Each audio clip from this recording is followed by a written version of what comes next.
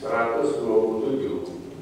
Demikian juga gunung api. Baiklah. Salam komando.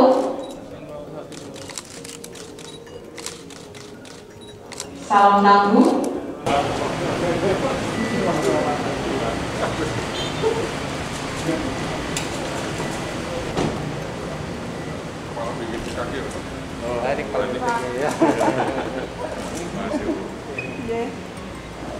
Untuk melihat perkembangan, untuk mengetahui dan mendapatkan informasi kira-kira letusan yang berpotensi itu arahnya kemana dan kira-kira berapa dampaknya. Ini yang perlu kita ketahui. Pada kesempatan ini juga nanti kami dari BPBD akan menempatkan helikopter Pak di sini yang bisa mungkin nanti dimanfaatkan oleh Gubernur DIY dan juga Gubernur Jateng untuk memantau perkembangan. Kami titipkan kepada TNI, nanti akan diatur oleh TNI, termasuk juga mungkin pada saat Gubernur akan melakukan peninjauan, mungkin juga bisa diikuti oleh tim dari jajaran Badan Geologi. Satu kesempatan yang luar biasa di mana kita itu bisa belajar secara langsung dalam periode yang sangat yang relatif pendek kalau umur geologi ya, itu dengan erupsi yang sangat berbeda. Terus kemudian ini hiposenternya Pak, jadi kegempaannya ada di mana pusatnya? Ini terus kemudian ini jumlah kegempaannya. Kemudian kalau di sini ada deformasinya, jadi pada saat pembumbungan gunung berapa? Ini yang bawah ini adalah gasnya, jadi gas.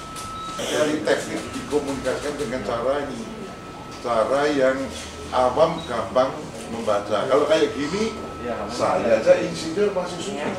Baiklah. Jadi mungkin tadi tidak dijelaskan oleh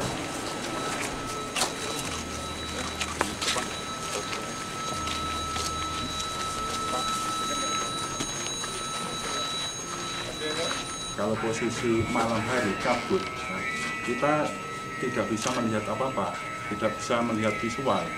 Nah, kita cuma mengandalkan untuk ini aja, untuk seismograf ini, untuk audio ini.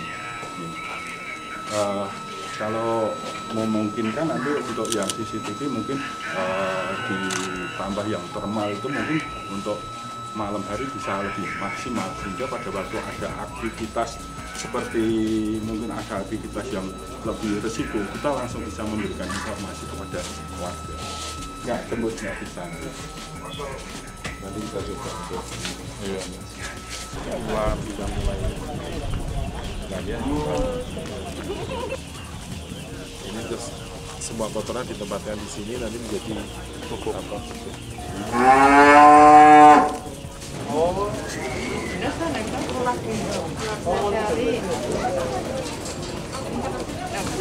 Jadi untuk maka poskonya kita bagi tiga. Posko ini posko lapangan, posko kecamatan sebagai supporting, posko induk di kabupaten.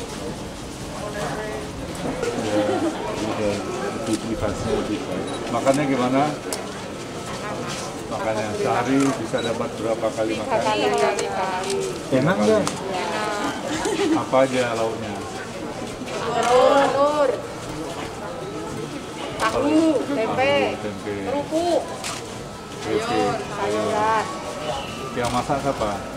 Masak relawan RT. RT. Gilir, ya. Giliran ya? Ya. Terima kasih sekali. Ini bantuan untuk peralatan Merapi yang berhubungan dengan COVID.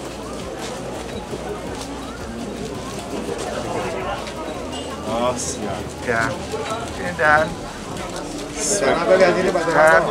Kunjungan hari ini bersama dengan rombongan dari BNPB untuk melihat kesiapan dari pemerintah pusat maupun juga pemerintah daerah.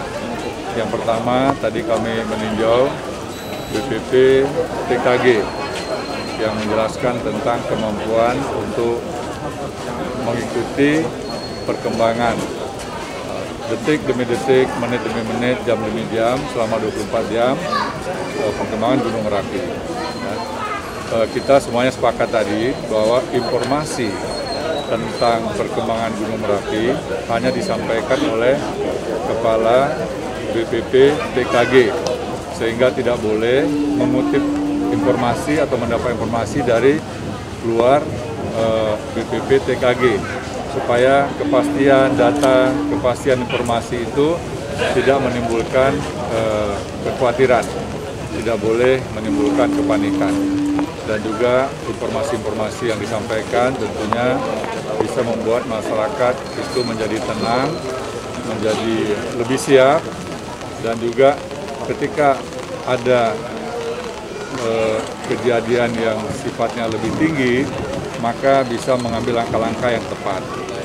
Kemudian yang kedua, kesiapan dari BPBD bekerjasama dengan unsur TNI, unsur Polri, Badan SAR Nasional, Tagana, ya khususnya juga para relawan dari berbagai organisasi yang kiranya bisa membantu terselenggaranya tempat pengungsian yang memadai.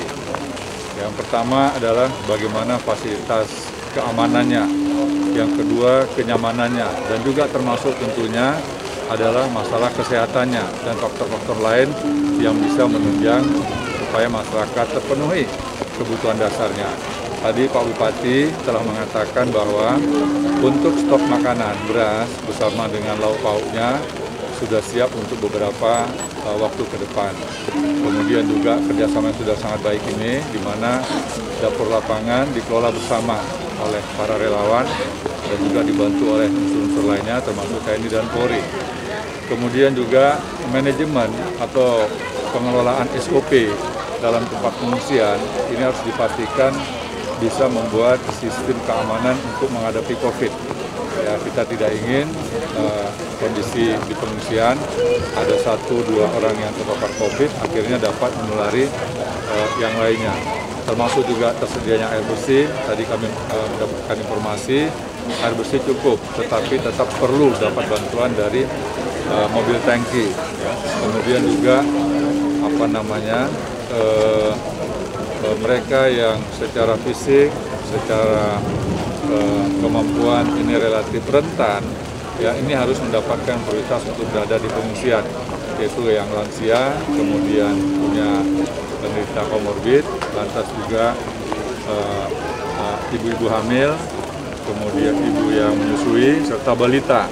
Dan tadi kami memberikan bantuan senilai 1 miliar rupiah kepada pemerintah Kabupaten Klaten dan juga nanti kepada seluruh kabupaten yang terdampak. Kiranya dana ini bisa dimanfaatkan untuk kebutuhan masyarakat di pengungsian, termasuk juga dukungan untuk masker, hand sanitizer, dan alat rapid test swab antigen yang bisa mendeteksi seseorang terpapar COVID hanya dalam waktu hitungan menit. Kira-kira demikian. Terima kasih sudah nonton. Jangan lupa like, subscribe, dan share ya.